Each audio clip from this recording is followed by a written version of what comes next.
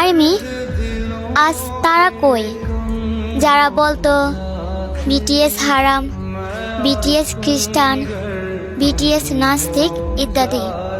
তাদেরকে বলি, আমাদের বিটিএস মেম্বাররা যখন সৌদি আরব কনসার্ট করতে গিয়েছিল তখন জিমিনের মাইকটি ছিল গোল্ডেন কালার, আর আমাদের ইসলামে ছেলেদের জন্য স্বর্ণ হারাম। তাই জিমিন সেই জিনিসটাকে রুমাল দিয়ে ঢেকে ফেলে, আর আজ সেখানে গোল্ডেন কালার স্টিচ হয়ে নেগেটিভ পোশাক পরে উড়াধুরা নাচ চলতেছে, আমাদের নবীর রাষ্ট্রকে অসম্মান করতেছে। তো এগুলো কি এখন হালাল?